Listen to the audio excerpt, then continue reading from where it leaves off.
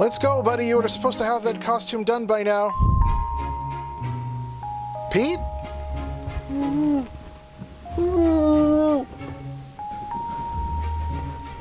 Pete?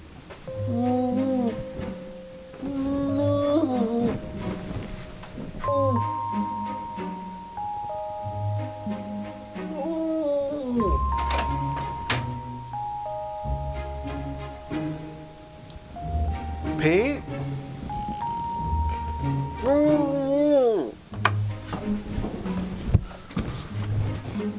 Pete?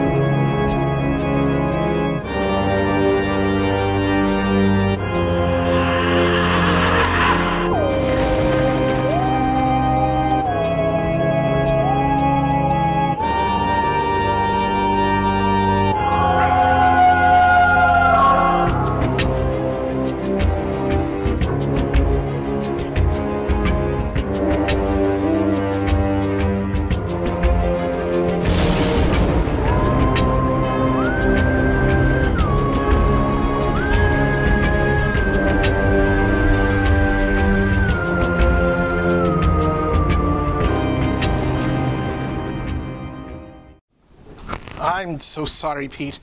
I didn't realize you were stuck up there. I thought you'd be done with this new costume by now. No, I'm sorry, Captain. You know when it comes to picking out fabrics and even sewing, I'm all thumbs. Well, that's all right, Pete. I'll give you a hand with this one again. But we'd better hurry because we've only got 2 episodes left of this season. Oh, and speaking of which, hello there, boys and ghouls. Welcome back to another episode of Damian's Dreadfuls. As always, I am your ever-so-charming host, Lord Damian MacDonovan. And with me, as usual, is my trusty first mate, Pickpocket Pete. We're getting down to the wire for Halloween now, and I think it's about time that we make sure Pete's got a new outfit, what with all of the upgrades that we've been doing around here. You know, making costumes can be tricky, but cosplay is for everyone, regardless of age, size, gender, or even ability. I'm sure we've all seen some of those incredible-looking, low-budget cosplays out there as well. Oh, by the gods. Do you remember back in the 90s, when everything was made of duct tape? I seen a whole xenomorph made out of duct tape. I do remember that, that's right. It's kind of fitting though, given that the original Alien Queen design was famously tested out with a bunch of trash bags and duct tape to begin with. And even that was better than the quality of costuming in this tonight's film, huh? Aye, you're right about that, Pete. You see, creeps, our movie for this evening is Killers from Space, an independently made science fiction film from 1954. It's noted mostly for its star, Peter Graves, its ridiculous-looking aliens, and the possibility that it may have helped start the alien abduction report craze in the first place. But we'll get into all of that a little later. Killers from Space is a bit on the short side, so before we get directly into the movie, I'll be presenting to you the second chapter of the new Bela Lugosi serial series, The Whispering Shadow. Well, it's new to this show anyway. Here on Damian's Dreadfuls is Chapter 2 of The Whispering Shadow, The Collapsing Room. Alright, Pete, stand still, and let's get you measured up.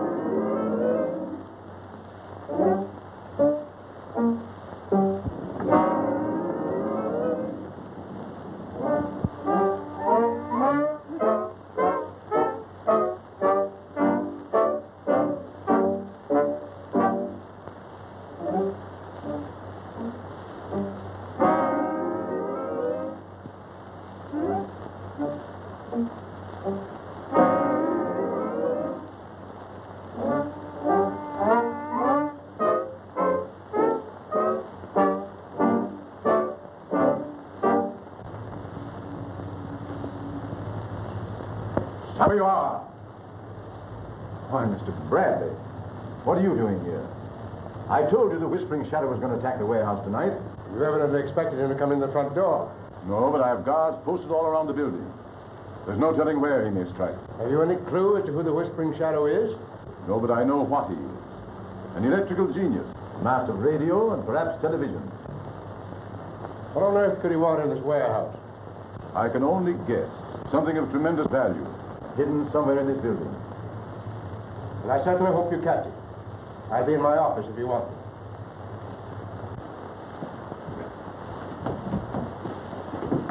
Oh, Mr. Raymond! Mr. Raymond! We just found the watchman tied up in the basement. Whispering Shadow, sound the alarm.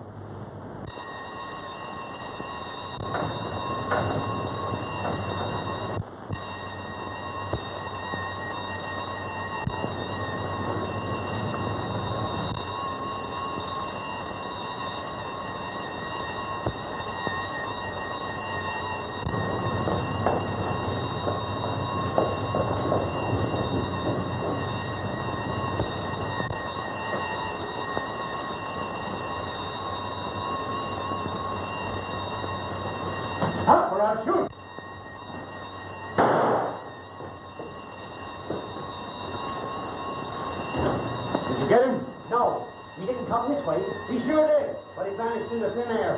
Where does this thing lead? The package leads to the basement. That's the way you went. After him.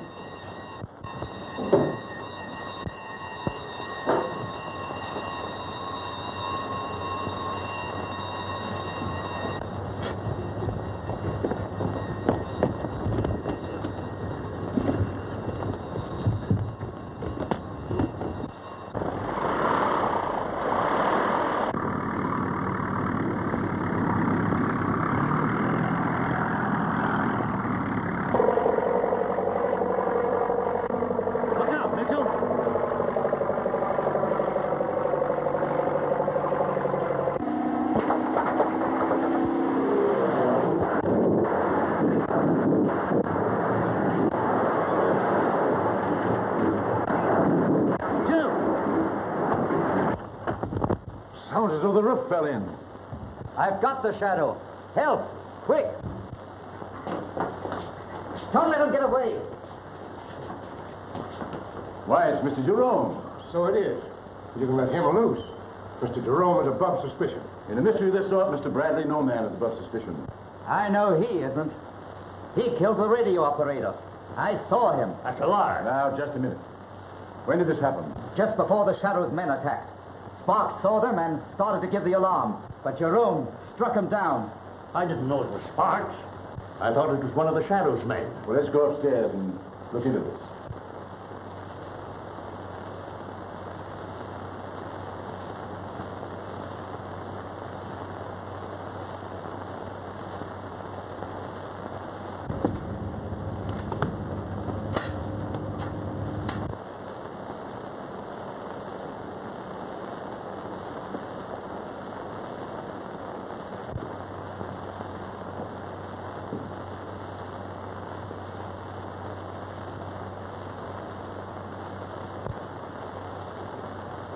Ah! Oh, gee.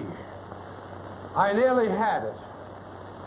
So, this is the man I killed, is it? A pretty live-looking corpse. Is he the man who knocked you down? I don't know. What? Didn't you see him? No. If he had been where I could see him when he hit me, I wouldn't have got hit. This man Steinbeck has been accusing me to cover his own guilt. Jerome, think what you're saying. I know what I'm saying. The Whispering Shadow is a radio genius, isn't he? Well, Steinbeck answers that description. And he's got a private broadcasting radio behind that door. It isn't a private radio. It belongs to the company and is used for experimental work only. Mr. Bradley knows that. That is true. Any objection to our having a look? Not at all.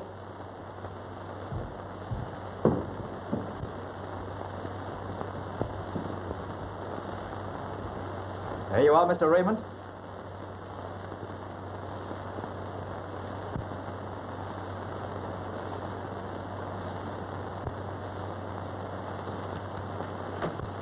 No, you don't. What did I tell you, Raymond? He's trying to conceal this paper. Foreign language. Can you translate this?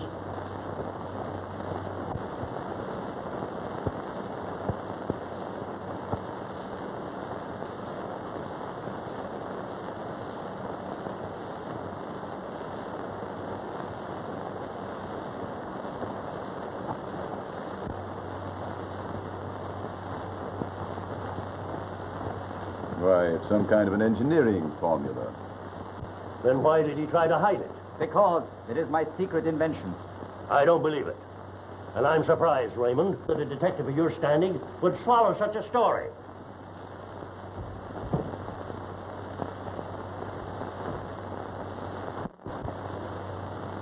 Are you the famous detective, Mr. Robert Raymond? Well, that's my name. Oh, then you are the man I'm looking for. Maybe you can solve this puzzle for me. Father!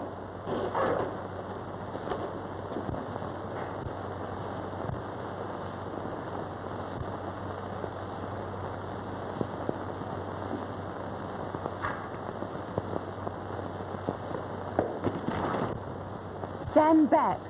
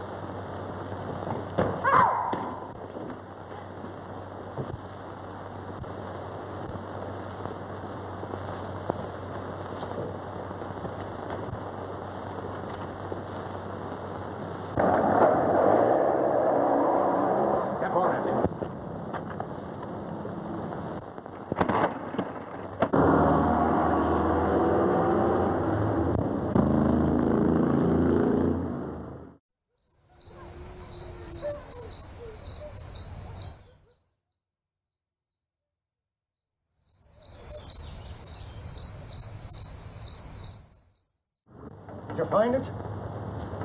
No, it isn't up here. Isn't down below either. I'd rather be shot than go back and tell the Shadow we lost it. We may be shot when we do tell him. If the police don't capture us first, we certainly are in a tough spot.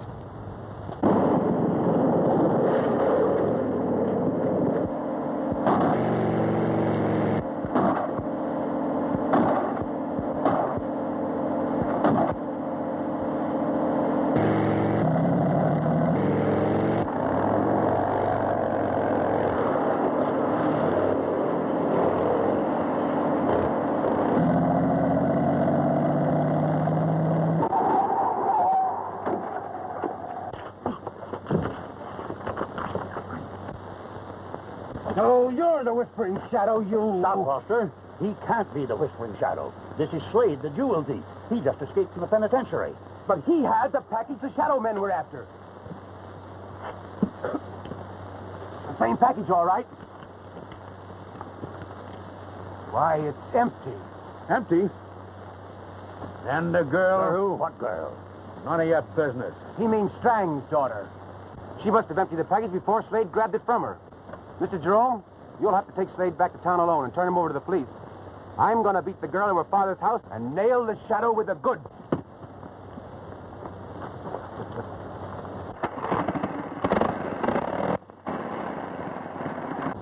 So, you'll let the girl trick you, you fool. Get into that car. We've got to act quickly. Hello? Let me have the intelligence department. Hello, is that you, Mac? This is Raymond speaking. I want you to look up Alexis Steinbeck. Find out what his foreign connections are. See if he has a criminal record. Okay, Mac. I'll keep in touch with you.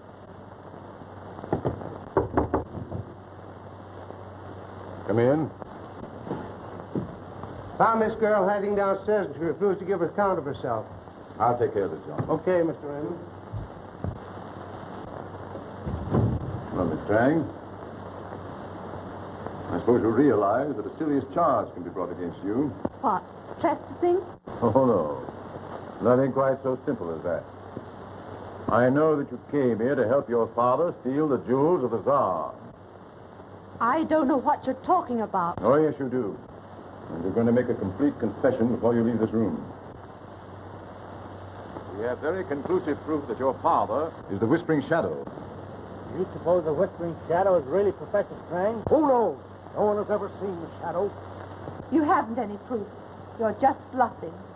You'll change your mind about that when the jail doors close behind you. Oh, no, she won't. Keep your hand away from that gun. This way, miss. Quick. Get into that closet.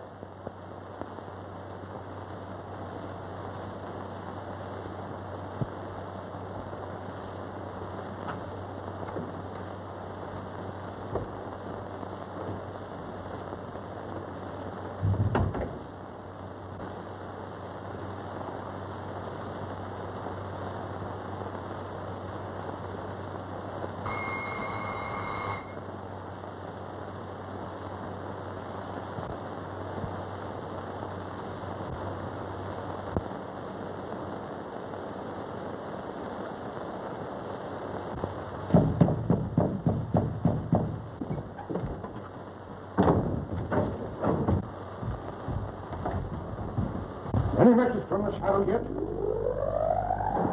There he is now. Never mind taking your places.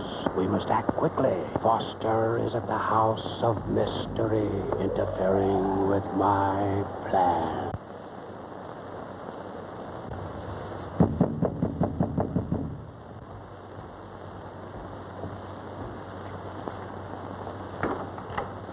Ah, Mr. Foster. Come in. Sorry to have kept you so long. I was just ready to retire. Don't try to bluff, Strang. I'm here for a showdown, and you know it. Showdown? My dear Mr. Foster, I don't understand. Then see if you can understand this. I have reason to believe you're the Whispering Shadow. You tried to rob the warehouse tonight. How do you dare to make such... And your daughter got away with the loot. Get away? Young man, you're not only insulting but ridiculous. My daughter has been home all evening. I suppose you can prove that. Why, certainly. She retired an hour ago.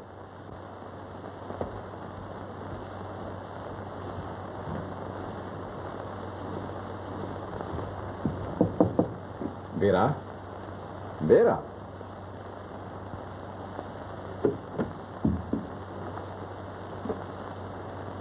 There you are. Sound asleep. Now, Mr. Foster, I bid you good night. Just a minute. I don't know how your daughter managed to get here ahead of me, but I do know she was in the warehouse tonight. Take off that dressing gown. You're coming with me.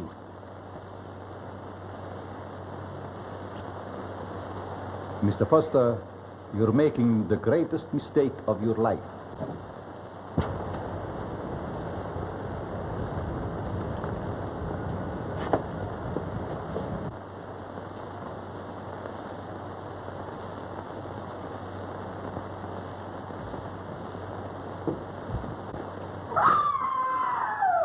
My daughter!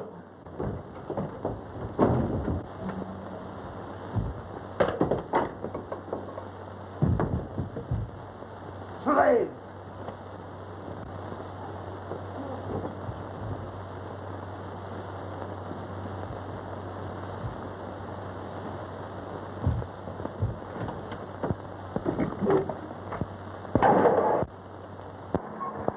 Keep your motor running and see that we aren't interrupted.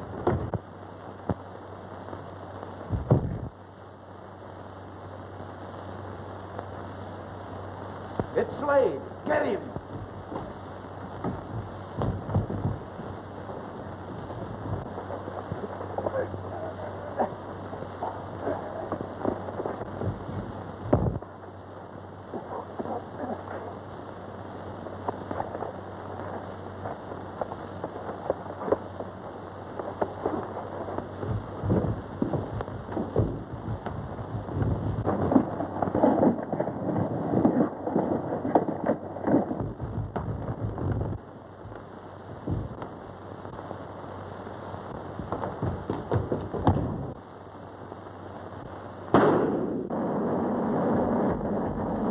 Now you're going to explain? Someone's stopping the mechanism. The walls are moving.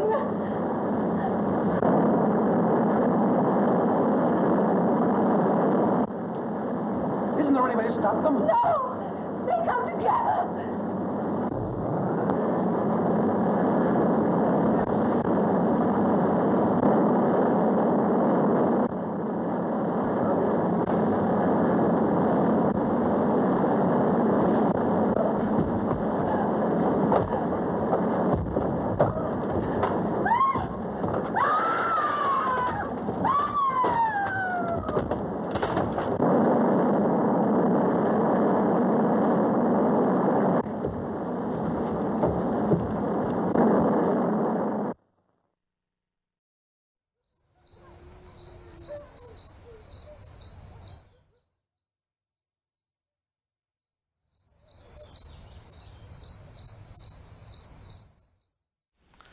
Okay, now take this chalk and trace out the paper pattern. Okay. Oh, hello there, my little crypt kickers. How are you enjoying the Whispering Shadow so far? I don't know how I feel about the audio quality of this print, but it's not like the audio quality on this show has been all that great all of the time. Of course not, you'd be dead. I am afraid it's a hung jury, Your Honor. I keep telling you, we should just get a boom mic. Yeah, but then we need an audio mixer, and it's got to be recorded separately, and I just don't have that kind of editing time. This is a one, sometimes two-man operation. Plus, where am I going to get that kind of money? It took us 5 years just to get a teleprompter. Okay. All right, I've traced this pattern. Now what? All right, now grab the fabric scissors. No, the fabric scissors, those are for paper. And don't you dare cut that paper pattern with my fabric scissors. Anyway, while Pete is starting to cut out his material, let's get on with tonight's feature presentation. Killers from Space, also known under the working title as The Man Who Saved the Earth, was released in 1954 and produced by Planet Filmplays, Inc. The company usually produced on a financing for distribution basis for United Artists, but tonight's film was distributed by RKO Radio Pictures.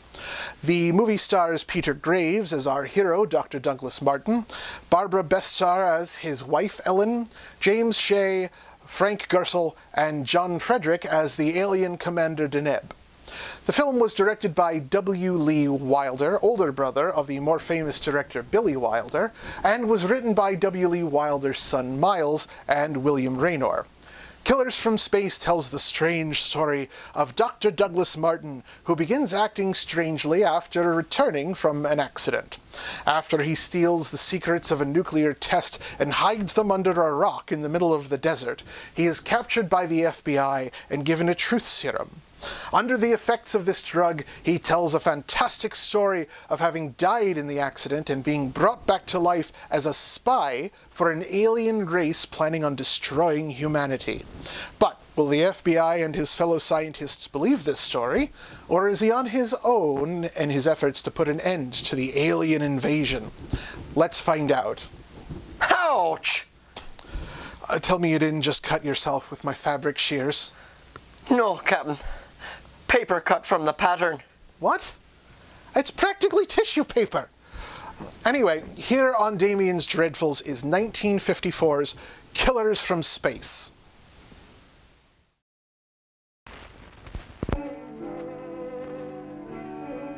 Soledad Flats, Nevada.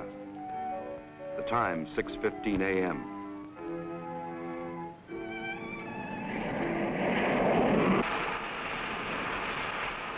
Climax of arduous planning. Operation A-bomb test underway. Detonation minus 2 minutes. Military personnel, from buck private to top-ranking brass. Men from research and news services move into position. The bomb-carrying plane makes its initial run. Radar with eyes that never sleep. Special equipment go into operation. All orders are carried out with split-second precision. Warning is given to all commercial aircraft to stay out of the test area. Detonation minus 70 seconds. Planes take to the air, carrying sensitive instruments and nuclear scientists, ready to record the radioactivity from the closest possible vantage point. Detonation minus 40 seconds. The bomb-carrying plane nears the target. Tension mounts as all members of the flight crew anticipate the task, to pinpoint the bomb on a tiny circle of Earth below. Now the plane wings its way toward ground zero. Warning signal is sounded. All observers prepare for the blinding flash of the bomb. Detonation minus 20 seconds. Command of the plane is given to the bombardier. Ground zero dead ahead. The key man now goes into action. Bomb bay doors open. Detonation minus 10 seconds. 9, 8, 7, 6, 5, 4, 3, 2, 1, 0.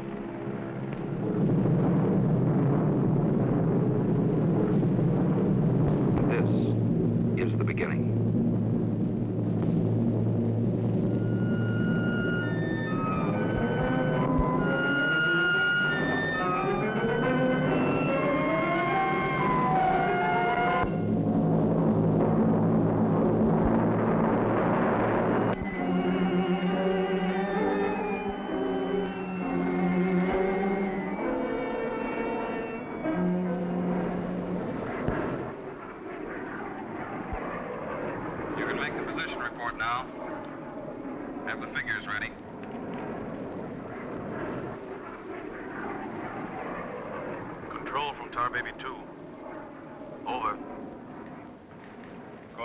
Baby 2. We're circling ground zero at radius of 7.5 miles. Altitude 15,000 feet. Airspeed 450. Stand by. Roger and over. She's all yours. This is Dr. Martin. Here are the readings. 0.378 negative. Second indicator. 1.08 negative. Radiation 0.4. Over. Roger, proceed according to plan. Wilco and out.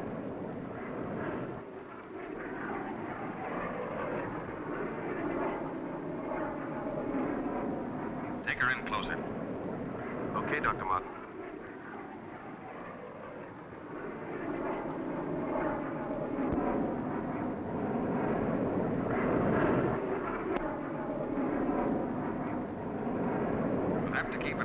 Miles from the center of the column. Radiation was too strong. What's that thing shining below? Looks like a fireball. Better check.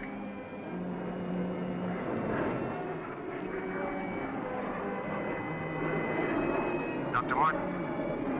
Dr. Martin, we're in trouble. Pull out. Pull out! I can't!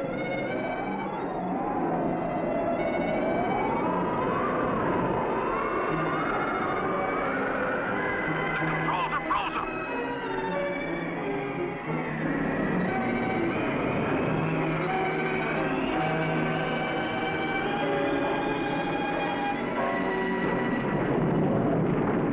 Tar Baby 2 from base. Come in, Tar Baby 2.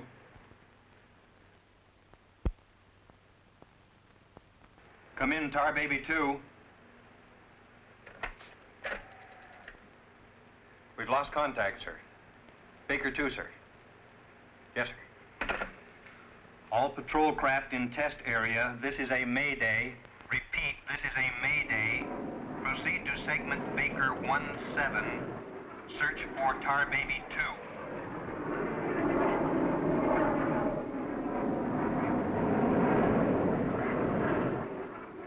Control from Tar Baby 7. Wreckage sighted southwest corner, Soledad Flats. Ship appears completely demolished. No sign of survivors. Over. Roger, Tar Baby 7. Circle wreckage at 1,000 feet until arrival of helicopter rescue unit.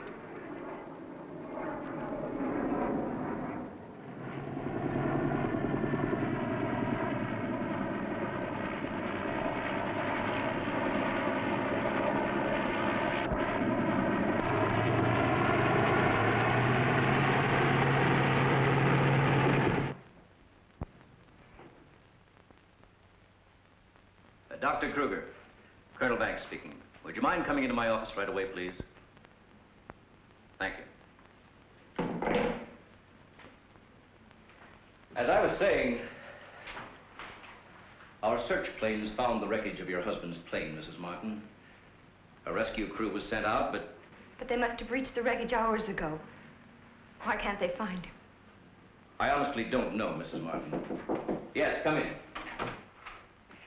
Dead in the wreckage. And according to all reports, no one could have bailed out. I'm terribly sorry, Mrs. Martin.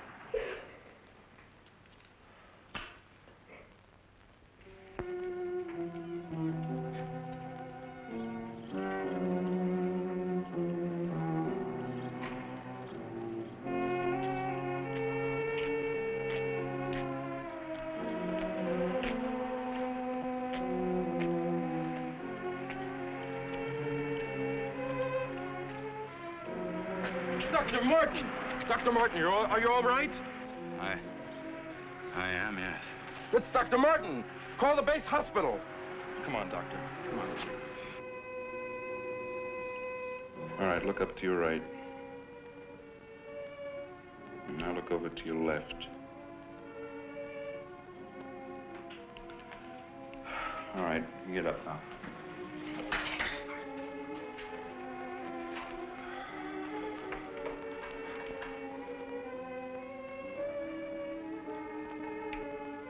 Well, everything seems all right.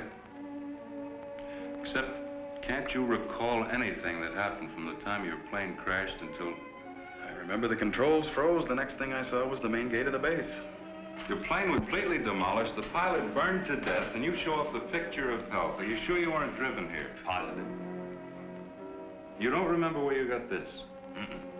You know, your medical chart shows no indication of any scars on your body. I must have got it in a crash. Now, this was surgery. A very skillful incision. I've never had an operation. Now, that's what I don't understand.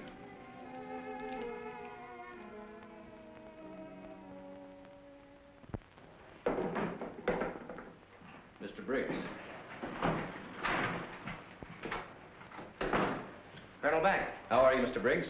Fine. How are you? Fine. I see the FBI doesn't waste much time. Well, not if we can help it, Colonel. Oh, you know our base surgeon, Major Clift? Sure. How have you been, Major? How do you do? Well, I guess you gentlemen have business to discuss. Oh, no. This won't take a minute. Sit down. Sit down, please, gentlemen. Cigarette. Oh, thank you. I understand you've already talked with Dr. Martin. I just left him. You know, Colonel, according to my files, Dr. Martin is just about the key man on this nuclear project. Yes, along with Dr. Kruger, he is. Mm-hmm. Well, I know they're both good friends, and, well, both have knowledge and access to top-secret information. Well, that's very true, but that's no reason to suspect that they... we can suspect anything, Colonel, until Dr. Martin accounts for every minute from the time of the crash. The shock must have caused a mental block. His mind doesn't want to remember the details. The origin of the scar on his chest, how he got back to the base under his own power. Did you ever stop to think that perhaps this Dr. Martin isn't really the Dr. Martin? What are you getting at? What I mean is that this man could be an imposter.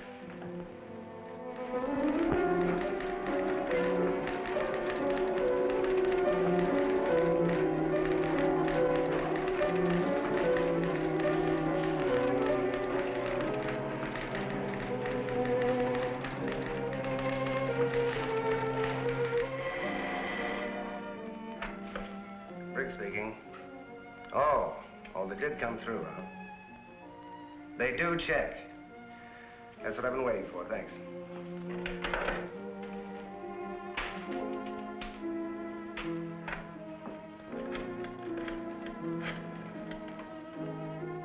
Get me Colonel Banks at the base, please. No, I'll wait.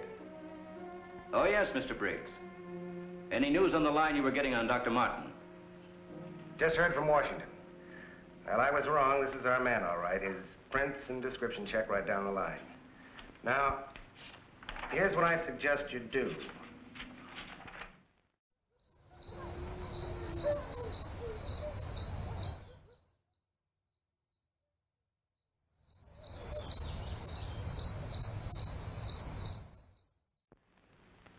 But you say he's in excellent physical condition, yet you're keeping him in the base hospital.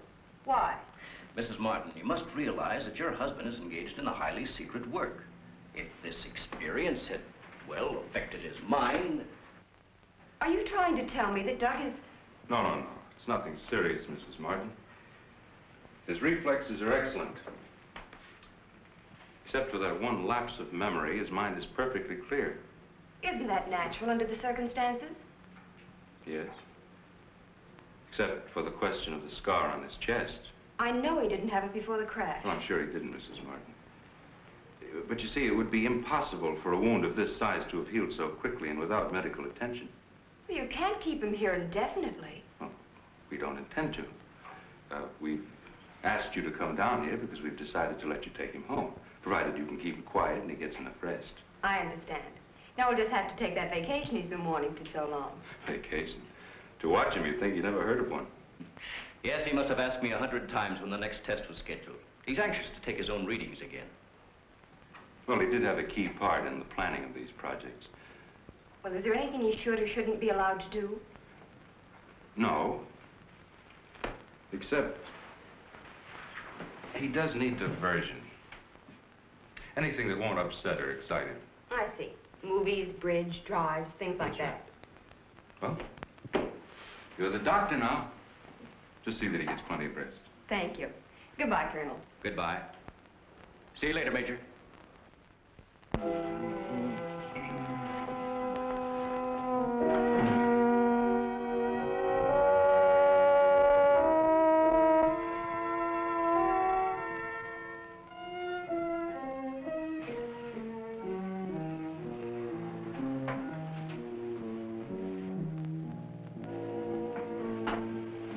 Doug, what's the matter?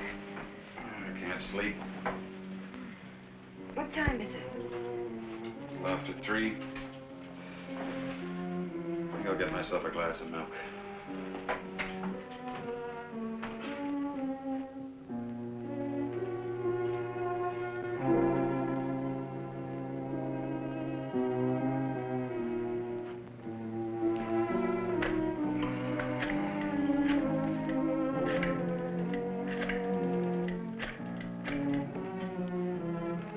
Give me squadron operations. Duty desk, please. Helen, what did you get up for? This is Dr. Martin calling. Who is this speaking? Sergeant Bandero. Anything I can do for you, Doctor? I wondered if there were any last-minute orders on another atomic test. What do you mean you can't tell me? Sorry, sir. Regulations. I can't give out information to anyone. No, sir. It won't do you any good to come down. All right, we'll see about that.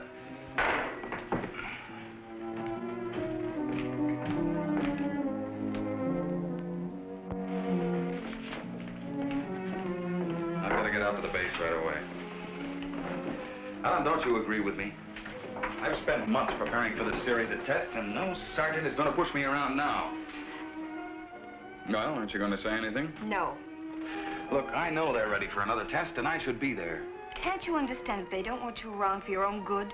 I don't need their sympathy. There's nothing wrong with me. Then why are you acting this way? You're all on edge. If you don't slow down, I don't know what's going to happen. You really believe that, don't you? Look, Doug, if you won't take it easy for your own sake, please, do it for mine.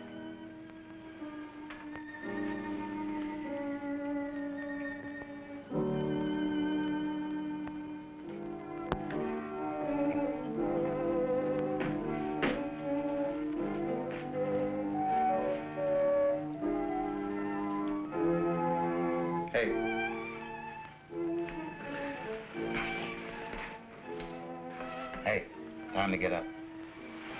Go away. All right, stay in bed all day. It's almost 11 o'clock. What'd you say? Said it was almost 11 o'clock. It is. Mm-hmm. Oh. You go put the coffee on while I get dressed.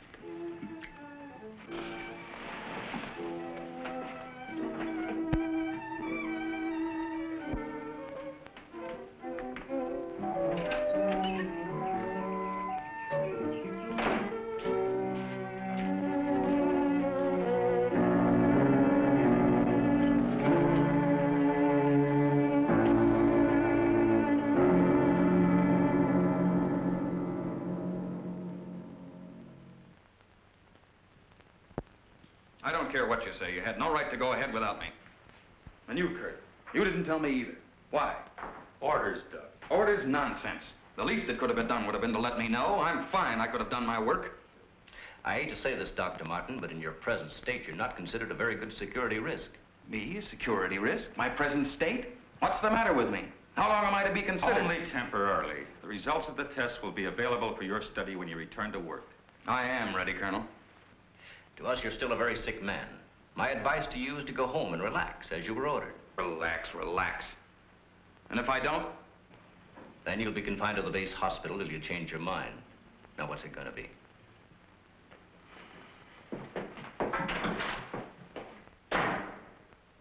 Well, Doctor?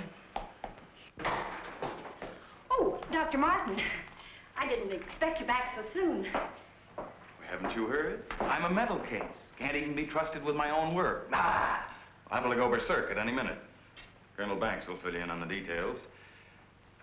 Don't tell me. Let me see. You're, I know. You're Miss Vincent, the secretary I share with, Oh, Doctor, you can't be serious. There was no one in your office, so I thought you wouldn't mind. Oh, that's all right. It's all right. As far as I'm concerned, you can take the rest of the day off. Are you sure? Mm-hmm. No, I don't really belong here. I just came in to pick up a few personal things from my desk. Goodbye. Goodbye.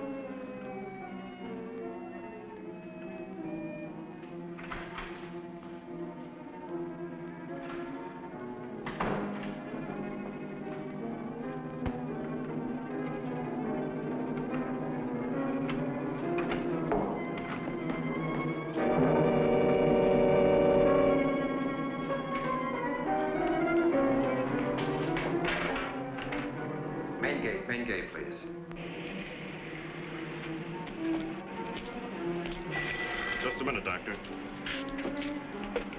Main gate, Sergeant Powers. Dr. Kruger? Dr. Kruger, Dr. Kruger. No, he checked out. Yeah, about 20 minutes ago. Okay. Sorry to keep you waiting, Doctor. That's all right. Okay, Doctor. Will you sign out, please? We'll post a couple of men outside of Dr. Kruger's office. Get me Colonel Banks at the Officers Club. Thank you, Doctor. Good night.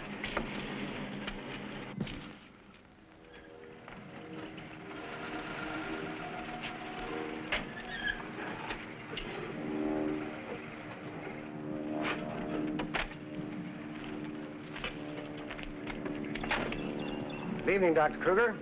Yes? My name's Briggs. I'm from the FBI. Briggs. Briggs. Of course, I've heard of you. I wonder if you'd mind returning to your office with me. What seems to be the trouble? Oh, just a few things we'd like to straighten out. Concerns me? Well, I'm afraid so, Doctor. And take your own car if you like. I'll meet you there. All right, I will.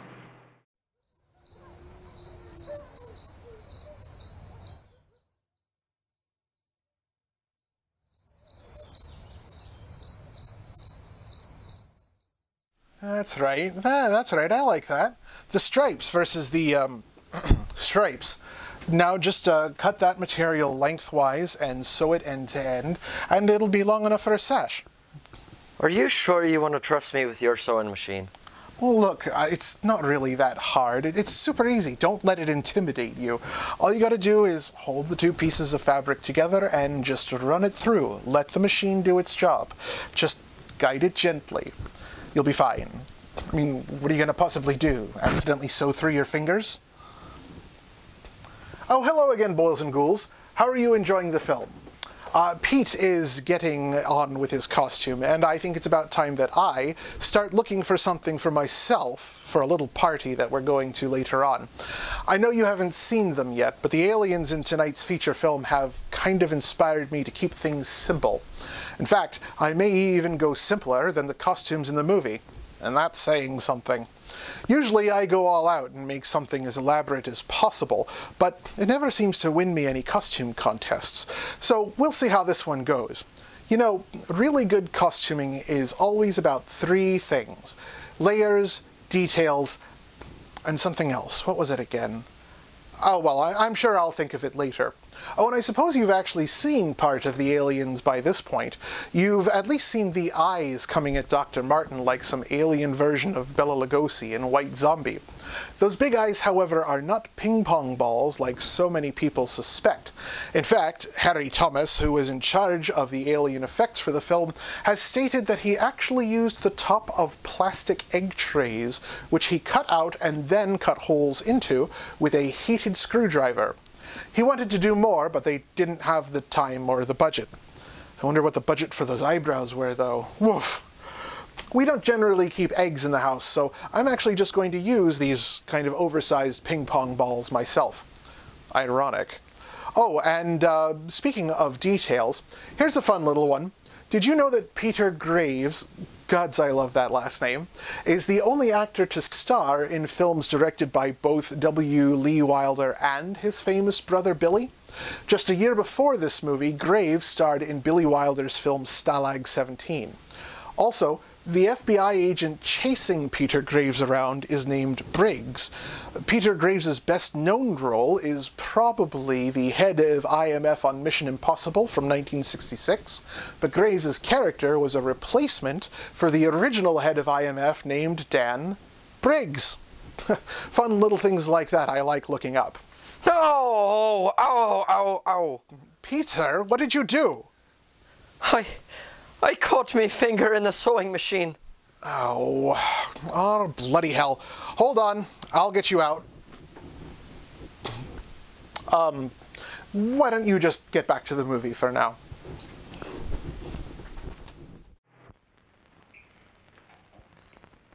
The papers seem to be intact. Is this all classified information, Doctor? Of course. You know, according to security regulations, that vault should have been locked before you left. But I'm certain I did lock it. All right, then tell me this. Who besides yourself has access to the combination? Well, the Colonel here and Dr. Martin. Dr. Martin. He was in the building this afternoon. That's right. We saw him in my office. He left around 4 o'clock on orders. He dismissed his secretary a few minutes later, but he didn't sign out of here till 20 minutes after you left. After I did? Well, there must be some mistake. I personally checked his office just as I was leaving, and he wasn't there. You always do that, Doctor? No, but Dr. Martin has been acting, well, quite strange of late. Yes, he certainly has. His wife telephoned to say that he hadn't come home as usual. I was very much concerned about it. So am I. He still hasn't shown up yet.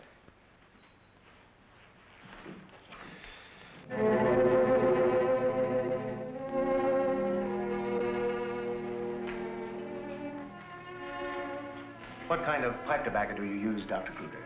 Me? Why, I don't smoke at all. Did you, Colonel? Cigarettes? What are you driving at? That's funny.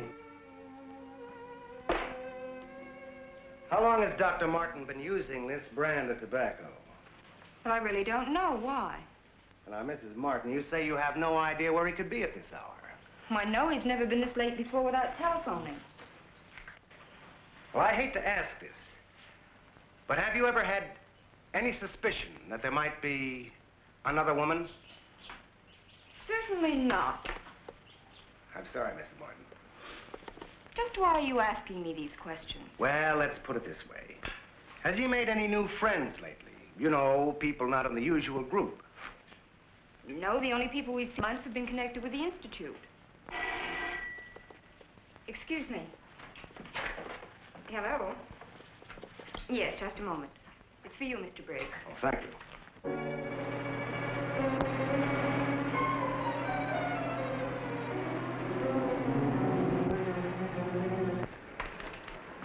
All units in Sector Code 4. Repeating, Code 4. Be on the lookout for two-tone coupe. License number 1W67713. Repeating, all units, Code 4. Missing, Dr. Douglas P. as in Paul Mott, male Caucasian, 32 years of age, height 6'3", weight 195 pounds, color of hair blonde, color of eyes blue. Last seen driving with license number 1W67713.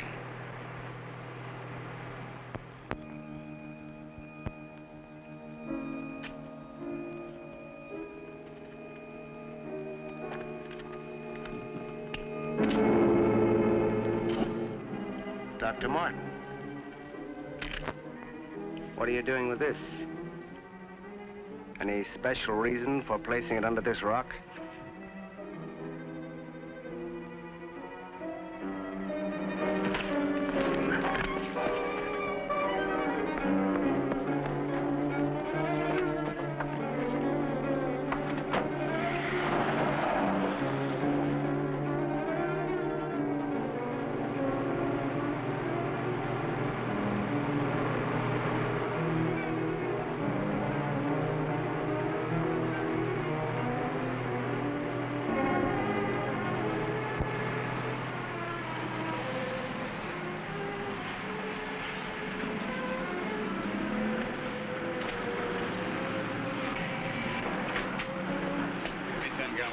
Okay.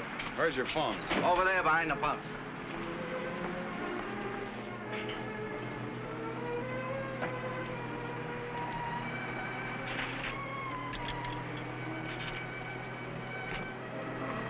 Operator, give me Crestview 95359. All units in Sector 7, Code 4. Repeating, Code 4. Be on lookout for two-tone coupe. License number 1W67713. Operator, you sure you're dialing the right number? Well, try it again, will you? It's my home. There ought to be someone there now. At junction of Highway 66 and Beach. Ambulance en route. Car 17, Code 7, 4th and Roberts. Suspects may be armed. Repeating, Code 2 to all units. Dr. Douglas P. as in Paul Martin, male Caucasian, 32 years of age, height 6'3", weight 195 pounds, color of hair blonde, color of eyes blue. Missing, Dr. Douglas P. is in Paul Martin, male Caucasian. Repeating, code 2 to all units. Hey, mister!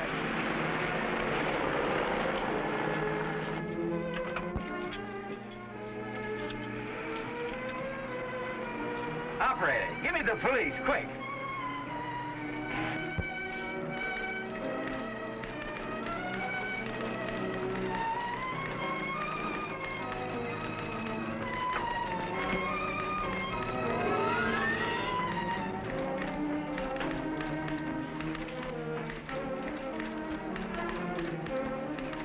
Calling car 6. Calling car 6, code 11. Come in, Briggs. Calling car 6. Calling car 6, code 11. Code 11, Central calling. Come in, Briggs. Hello, Central. Hello, Central. This is Briggs. This is Briggs. Come in. Subject, Dr. Douglas Martin, last seen en route 61, heading toward North Junction. Stopped at gas station, corner of Ridgewood and Mills Road. Acknowledge.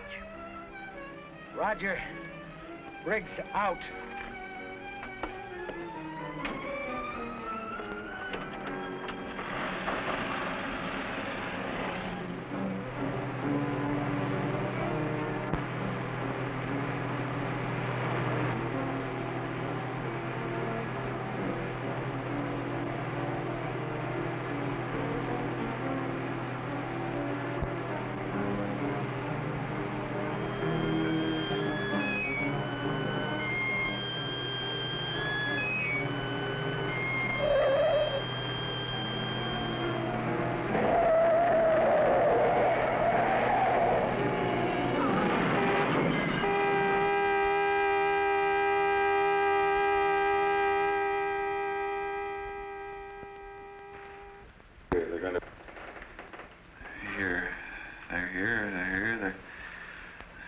Destroy us. He's coming out of it. It's all right, Dr. Martin. You're with friends. You'll be all right. Now let me go. Let me go. Steady now, steady, Doc. He'll kill everyone. We've got to stop now. Easy, Doug, easy.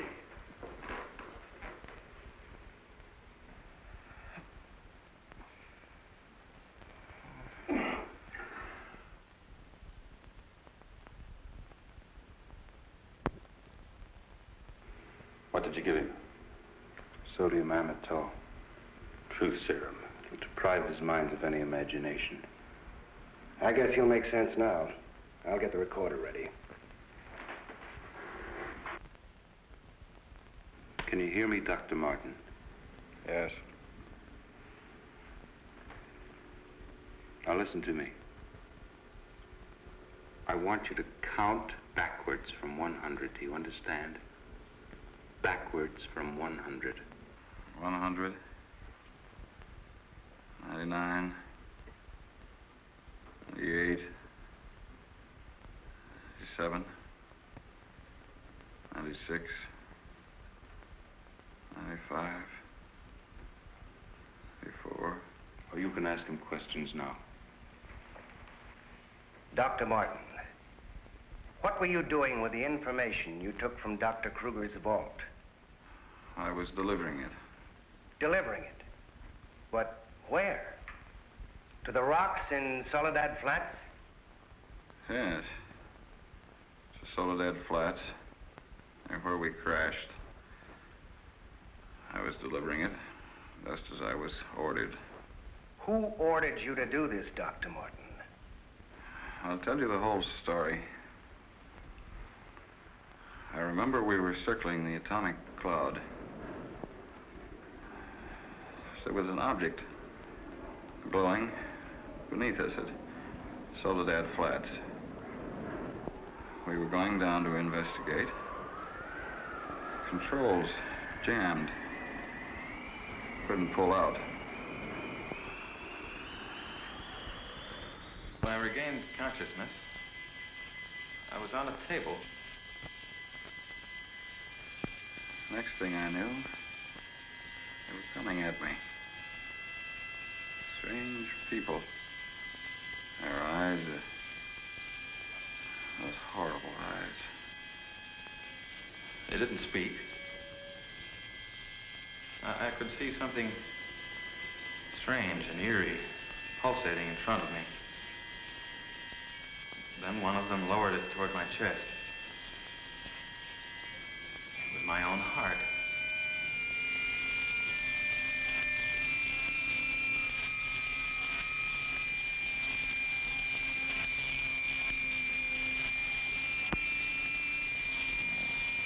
What happened? What is this place? Who are you? What are you doing to me? Can't you speak? Who are you?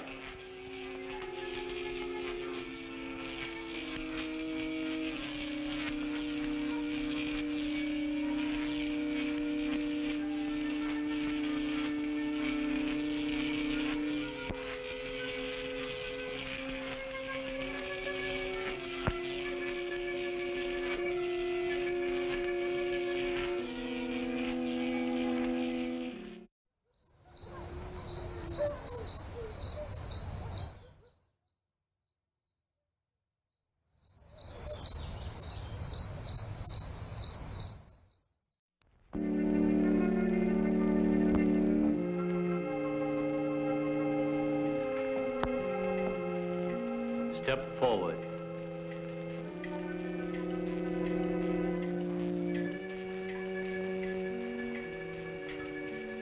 Dr. Martin, I see you are quite well. You have recovered from your unfortunate accident. Who are you? A scientist, like yourself.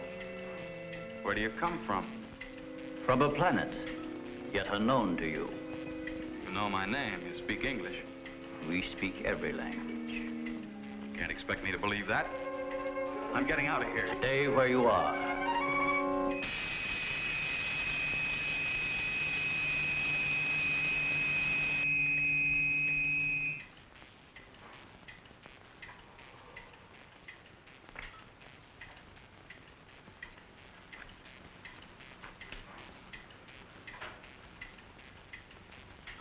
Who are you? I have already told you that. How did you get here?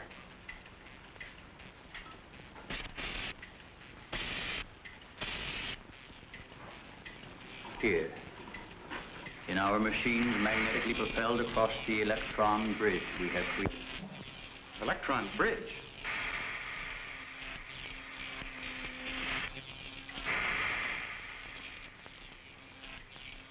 You mean you come and go just like that? Without anyone ever seeing you? Our ships have been sighted on numerous occasions by your people. Then why haven't we been able to track one down? We have a warning system similar to your primitive radar. Our machines are set to change course at the mere approach of a pursuing object. Let's say I do believe you. Where are we right now? In a cavern within the upper crust of the Earth. How long have you been here? Since the beginning of your experiments in nuclear fission. What have you got to do with that? We are accumulating the energy released with each of your atomic explosions. One moment.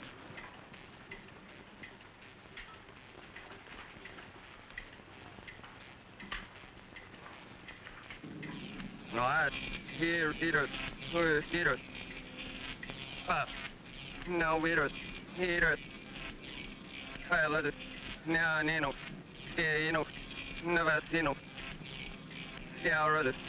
Yes, you know. Yeah, you know. I was needed it. What was that? A report from the monitor we sent to the surface to obtain the results of your last nuclear test. Results? They'll take days to analyze and compute.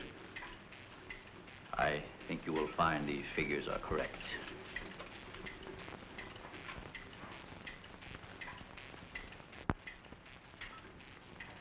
Can't believe it. Where is that man? You don't recognize the area? No. He is in the vicinity where you crashed.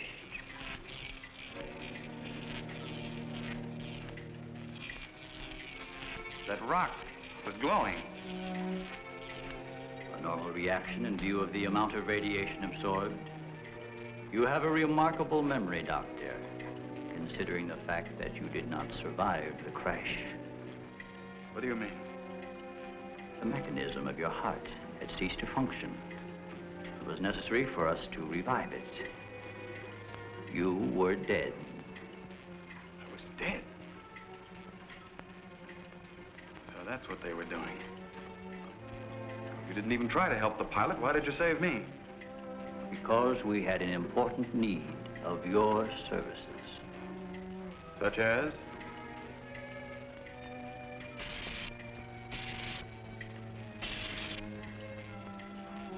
Look this way, Doctor. You will understand.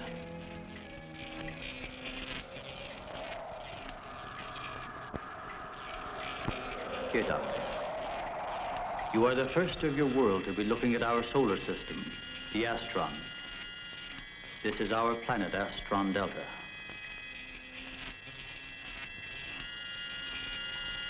It occupies the 4th position in relation to this, our sun. Yes, go on. During the 23rd time rotation, our sun began to die. So, during the succeeding generations, as our planet began to cool, vegetation began to disappear. Our eyes developed to this state to combat the ever-growing darkness. We were forced to migrate. You left your planet? Where? We invaded these neighboring planets. They were nearer to our sun.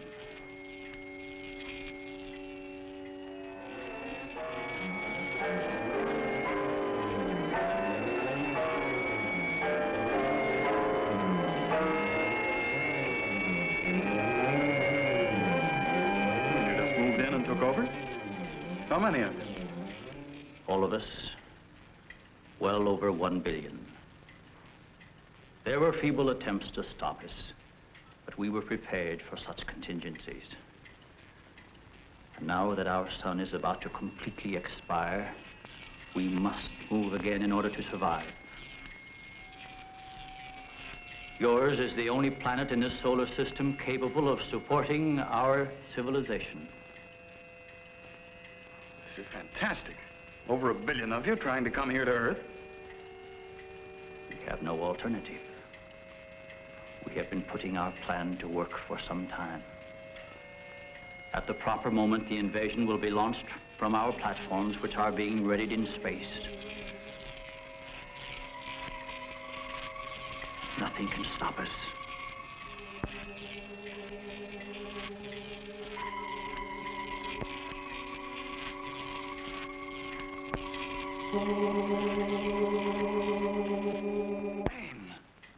This is ridiculous. You cannot find your way in or out of this cavern. Do not try to leave.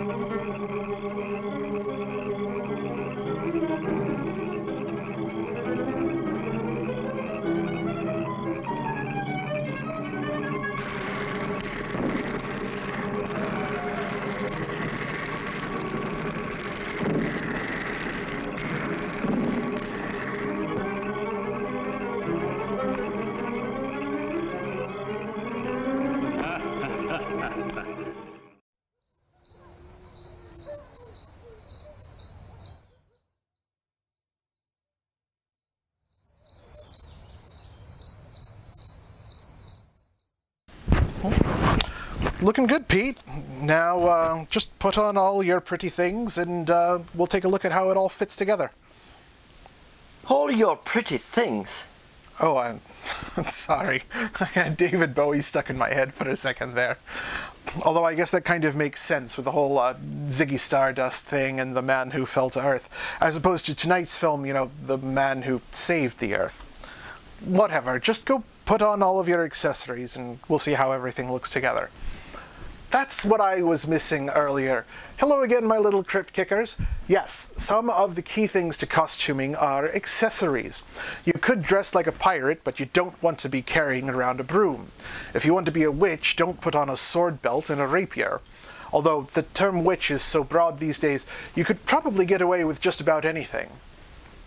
Well, while the aliens in tonight's film do get some kind of budget for sets, there isn't much for them as far as accessories. We get the waistband and the bracelets, but that's about it. I mean, I know Zsa Zsa Gabor once said that before you leave the house, take one thing off just so that you're not overdoing it, but this seems a bit extreme. That said, there are some other fun details about the movie. Just a few minutes ago, when you could hear the aliens taking measurements, they're actually speaking English, it's just the audio is played in reverse. And speaking of reverse, you'll notice that there were no long opening credits in the movie. Contrary to the usual practice in the 50s and 60s, the majority of the credits for the film actually appear at the end of the movie. And of course, to save money, the studio had no problem reusing some things. Perfectly acceptable when doing costuming. I myself have reused accessories and even larger costume pieces to turn into something completely different than what it was originally intended for. For this movie, the picture of the alien city with flying vehicles that Dr. Martin is shown is actually the underground Martian city from Flight to Mars from 1951. Oh, and if you pay attention, you can tell that they just keep sending Peter Graves back and forth between all of the same small section of this cavern that they're filming in. It's just different angles to make it look like there's somewhere else. Not that we would ever do anything like that here. I guess the aliens do get an interesting looking tool to zap Dr. Martin at one point, though. In reality, it's just an old model heat lamp. Of course, the same thing is then used later on to contact an alien leader? A multi-purpose ray gun, I suppose. And speaking of which, I think it's about time that I picked my own ray gun as an accessory for this costume.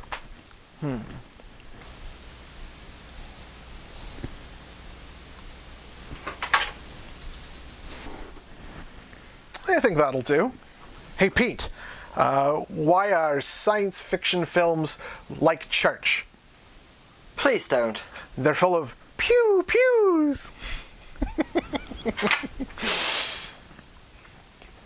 All right, that was pretty bad. Sorry.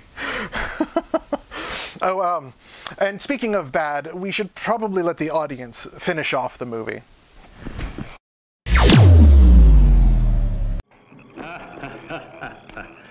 So, you have discovered our menagerie. Don't you think you will be more at ease on this side of the cage?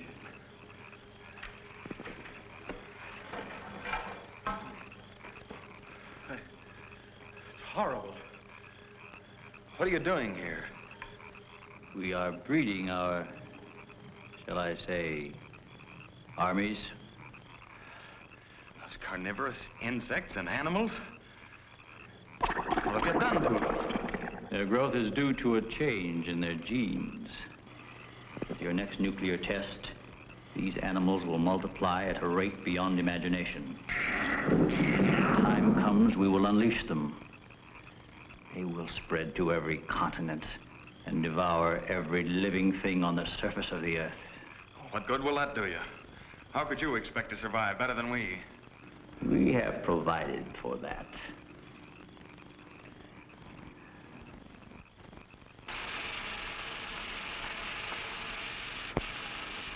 No, Doctor.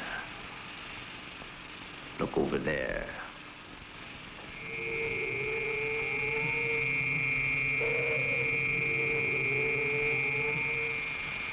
We will use their bodies to fertilize the soil. Vegetation will rise up in abundance. A new era of civilization will begin. Gamma rays?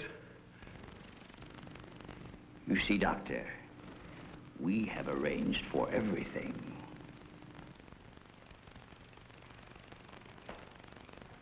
A minute. All this equipment? Our nuclear storage units. To date, we have accumulated several billion electron volts as a result of your atomic explosions. Several billion? Why, a chain reaction at this point could release enough unstable isotopes to create a new and powerful element. Might be impossible to control. True. An element that will never be known by your scientists. I can assure you the strength of this new element will be... This is a powder keg. Could go off at any minute. I assure you, Doctor, we have everything under our complete control. What force could possibly be strong enough to harness the... You control your whole operation by electricity. Of course, no generators, no generators. That means you're getting your power from somewhere on the surface. It must be passing through here. You have heard enough, Dr. Martin. Step inside. All right. What do you want from me? You will have access to advanced information relative to the time and strength of the forthcoming atomic tests. What about it? You will provide us with that information as soon as it is available. I see.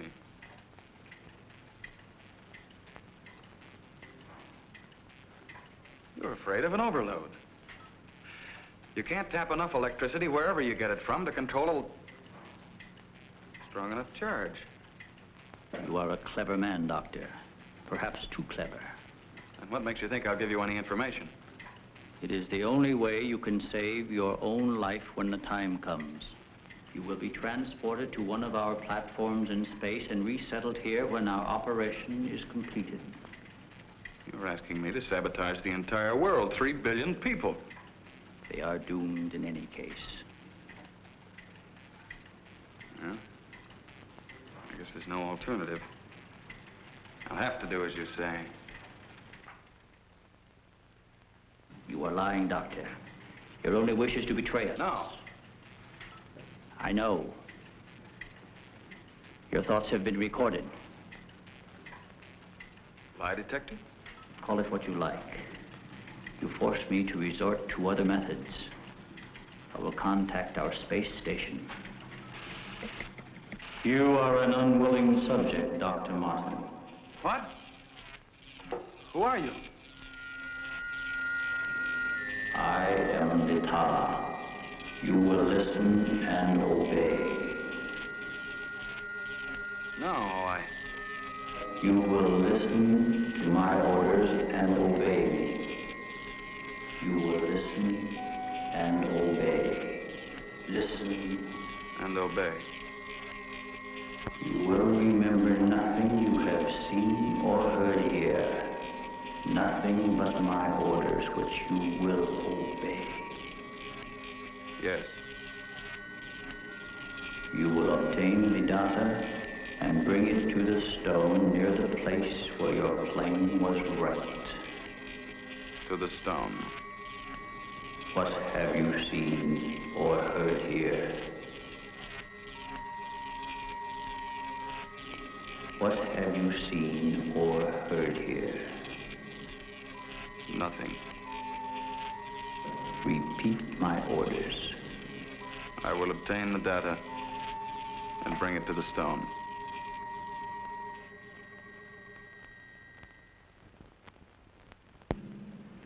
Well, that's what I did. I took the information to where they told me. I didn't realize I was being mesmerized.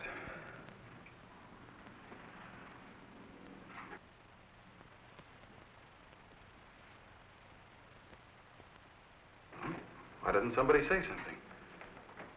Don't you believe me? Kurt, you understand. These giant animals breeding by the millions, they'll devour everything unless we stop them. Of course, Doug, we will. Colonel, you've got to arrange to set off another bomb tonight. The strongest charge we have. They're beneath the ground with all their equipment. We can blow them to pieces. Now, wait a minute. A strong charge will overload their units. You'll believe me, Colonel? Major? Kurt? Of course we do. Easy, Doug, easy. You think I'm crazy, all of you. Well, I'm not, do you understand? Everything I said is true. I saw it with my own eyes. Give me a hand, Doug. Now, let me go. Let me go. Steady, steady, steady. Take it easy now. Take it easy. We'll talk this whole thing over. What are you doing to me now? And just rest quietly. That's it.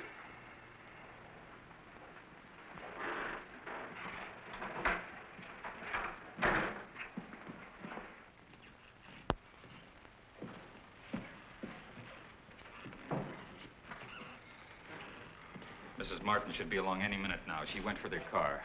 What'll I tell her? Well, he's in a state of shock. Tell her he's resting quietly.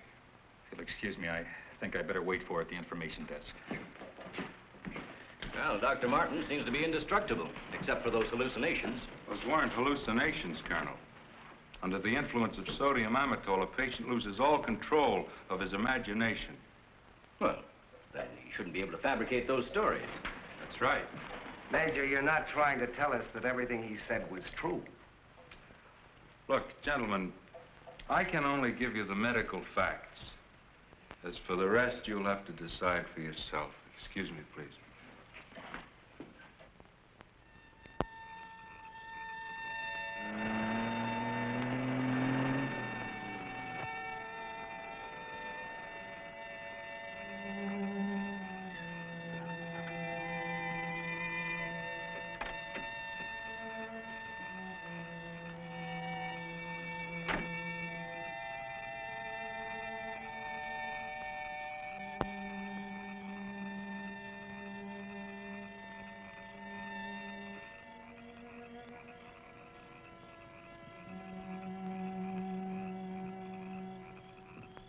Good evening, Dr. Kruger.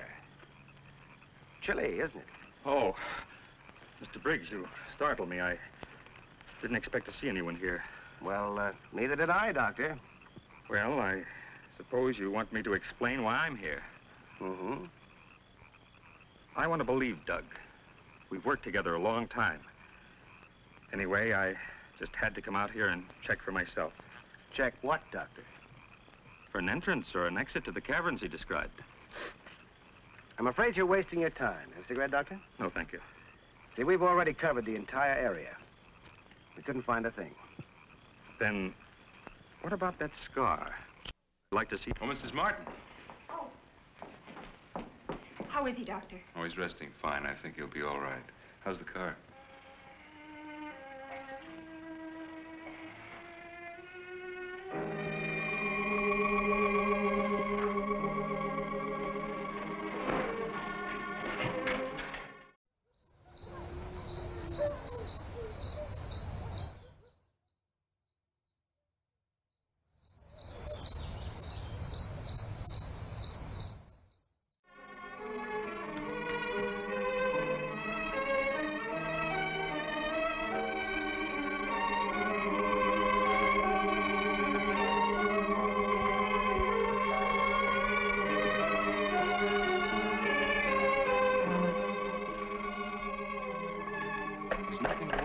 Keep away from me. Keep away, I said. Doc! Let me go. They're after me. Nobody's after you, Dr. Martin. Keep away. Doc, he's trying to help you. I don't need the help.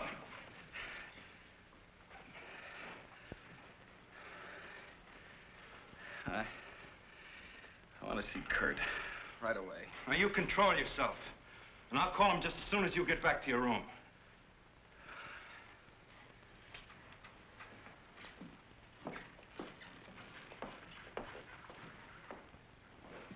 You get back into bed and I'll call Dr. Kruger.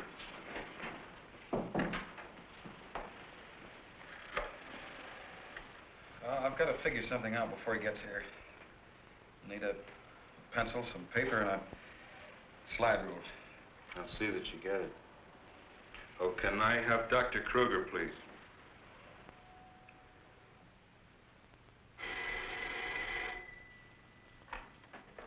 Dr. Kruger speaking. Oh, yes, Major. How is he? All right, I'll be over in a few minutes.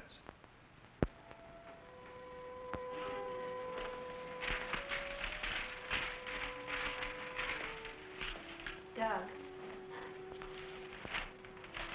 Doug.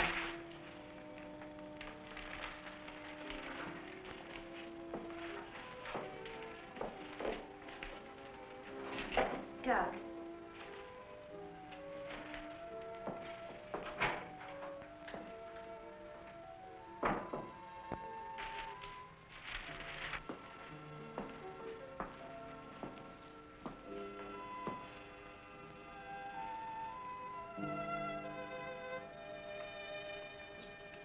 Kurt. Ellen, I got here as soon as I could. Is there anything wrong? He's much better. Imagine he's even started working. He asked for paper and a slide rule. That's interesting. Wonder what he's up to. Formulas, equations. Anyway, whatever he says, pretend to agree with him. Major Cliff's orders. Of course. Doug. Doug, Kurt's here. Hello, Doug. Just a second, I'm almost finished. I'll take your hat. Thank you. Kurt, let's face it. I know that you all think there's something wrong with me. No, of course not. No, I wouldn't blame you after the story I told last night. Well, frankly, you did have us a little worried, asking that a bomb be dropped because of what you said. You don't believe me either. Kurt, I tell you, I've been there. I've seen what they're doing, breeding animals into carnivorous monsters. But I don't need a bomb to stop them. I've figured it out. It's all here. Now, look. Here's the nuclear strength of our last test. And this is the amount of electricity needed to control it. Let me see that. I had to estimate the conversion rates of their transformers. These figures are correct. Such transformers must operate on a constant supply of electricity. Could they get that much electric power? Only one way. They must tap it from the main lines at the powerhouse. Could do it by parallel induction. Nobody'd ever know the difference. All we have to do is to cut it off. Cut off the power? We can't do that. It would cause untold damage for miles around. Such a power stoppage must be planned in advance. 8 to 10 seconds, that's all I need. That gap in supply will short out their resistors and the whole thing will go up. But you won't go along with that. No, not you. Doug, get back in bed. There's the car keys. There's Now, look, you're carrying this out of my way. Doug!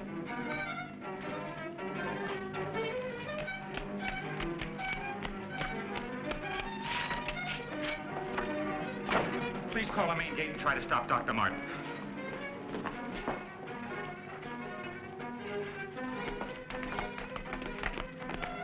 Doug, stop the car. Hurry. Dr. Martin! Stop! Stop! He did what? How long ago? Right, we'll leave immediately. What's wrong, Colonel? Dr. Martin, he's on his way to the powerhouse, wants to cut off the power supply. Let's go.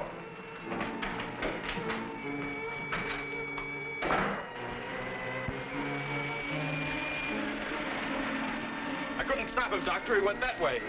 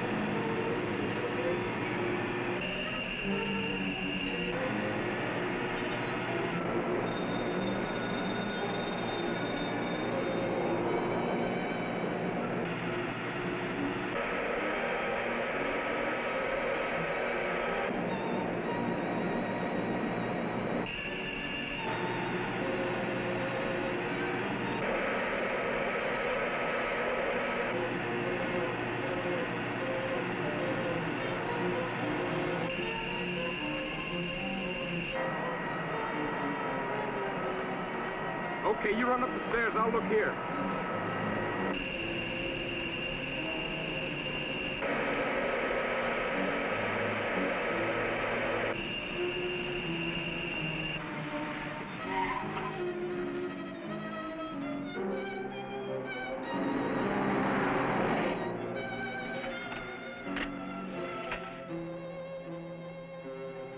There's his car. Come on, hurry.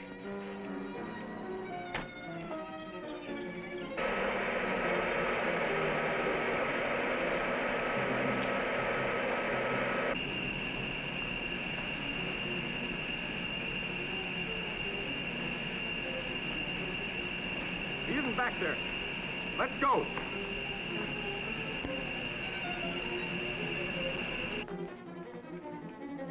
Where's the driver of this car? He went into the building.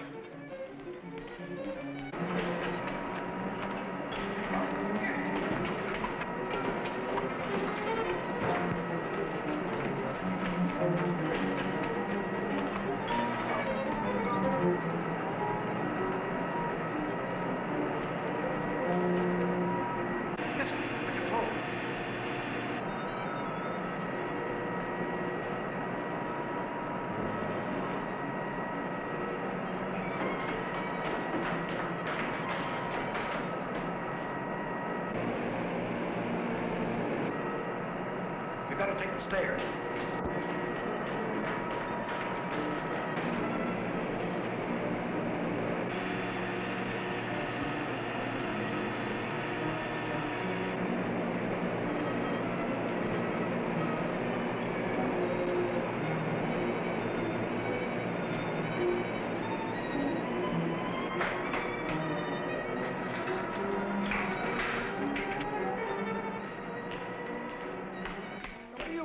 Where are the main switches? What's the matter with you? You sleepwalking or something, mister? Where are the switches that control that flaps area? I said, where are they? This way. Oh. Control room. Yeah. Uh-huh.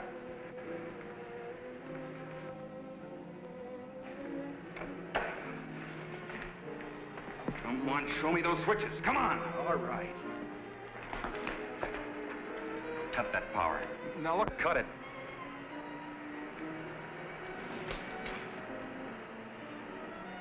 Now the next one.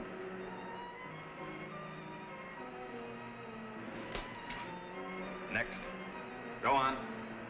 That'll turn the power off for 100 miles. Do as I say. Here it is.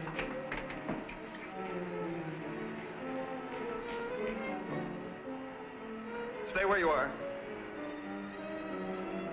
Put down that gun, Dr. Martin. I'm warning you, Colonel. Come any closer and I'll kill him. Now the next one. What's this one? That's the master switch. Cut it. Doug, please, don't. I said cut it. Get back or I'll kill him. Go on, get back. Do as he says.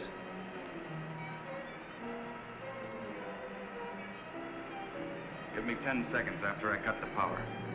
If I mean nothing will happen and you can do what you want me. But if I'm right. Now. 1, 2, 3, 4, 5, 6, 7, 8. Over here.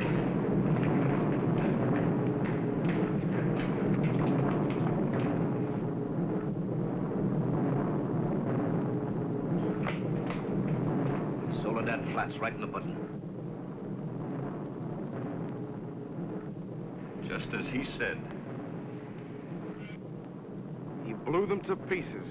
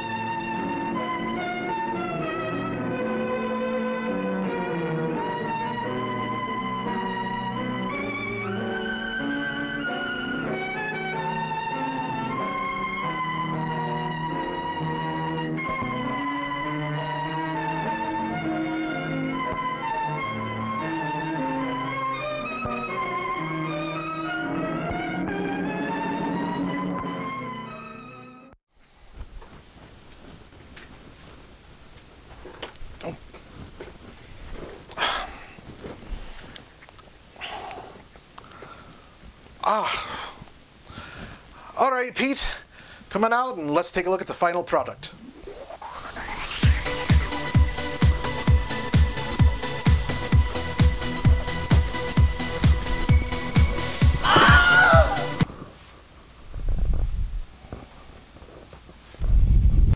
I like it. The brown color went well with the new aqua of your skin too, but the black and gray suits you also. Yeah, plus I feel a little bit more stealthy now. Like back in the old days. More stealthy? I already lose you in a crowd by just turning it around. What do you need more stealth for? For picking pockets, obviously. Plus, if no one can find me, the aliens can't find me either. Oh, come on, Pete. You don't still believe in all of those alien abduction stories, do you? You watch too much Ancient Aliens and Unsolved Mysteries. What do you mean? Don't you believe in Close Encounters of the Fourth Kind? Well, granted that we've actually encountered aliens as recently as last season, we actually have reason to believe that the rash of alien abduction stories that started in the 50s and all kind of sound exactly the same may have been influenced by this movie. And not just this movie either. Between this and the 1953 version of Invaders from Mars, a lot of skeptics believe that this kind of imagery, like the medical experiments being done on Dr. Martin, the giant eyes on the aliens, even their method of mind control, might be responsible for the collective idea of an alien abduction scenario.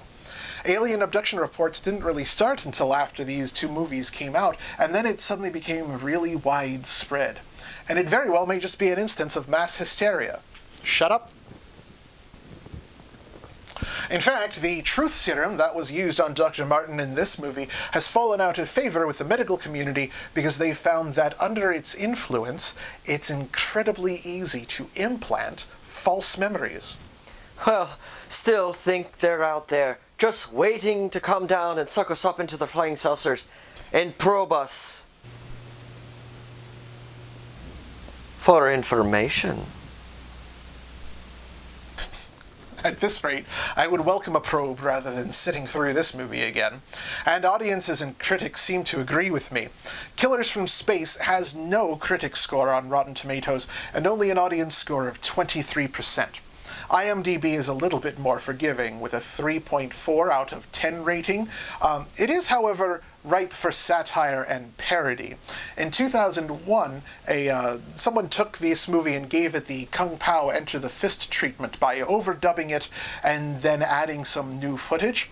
The new movie, called Don't Ask, Don't Tell, is actually about a bunch of aliens that make a giant machine that are able to turn straight people gay. Kind of sounds like the plot to the first X-Men movie. The movie was actually made to comment on the anti-gay system being used by the US military at the time. But on top of that, the guys from MST3K have actually given this thing 2 separate treatments. Once in 2007 under the Film Crew logo, and again in 2019 as a riff track. You don't plan on revisiting this 12 years from now, do you? It'll be a cold day in hell before I watch this movie again. Anyway, I think that will just about do it for us tonight, boils and ghouls. Thank you for joining us on another episode of Damian's Dreadfuls. As always, this has been my trusty first mate, Pickpocket Pete, and I have been your ever-so-charming host, Lord Damian MacDonovan. Next time, we will be celebrating Halloween with an age-old tradition that most people don't really do anymore. In the meantime, I have a Halloween costume to go in. Have a ghastly evening, boils and ghouls. Pete?